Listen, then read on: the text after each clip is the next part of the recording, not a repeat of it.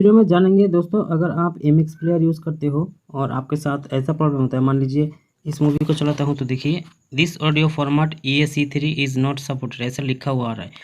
मतलब वीडियो तो चल रहा है लेकिन इसका मैं साउंड अगर आपको बढ़ा के दिखाऊं तो देखिए फुल हो रहा है, लेकिन इसका साउंड घंटा कुछ भी समझ में नहीं आ रहा है, सुना ही नहीं दे रहा है।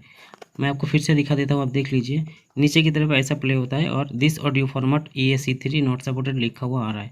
तो इस वीडियो को मुझे देखना है लेकिन इसका ऑडियो सपोर्ट नहीं कर रहा है, क्या करें दोस्तों? इसका बहुत आसान तरीका है, इधर चले जाना है प्ले स्टोर पे।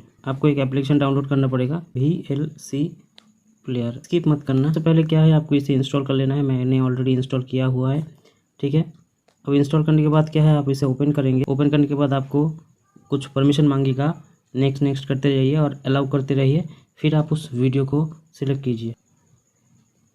अगर मैं हवाओं पे चल के तो देखिए यहाँ पे वही मूवी है जो चल रहा है, ठीक है। ये देखिए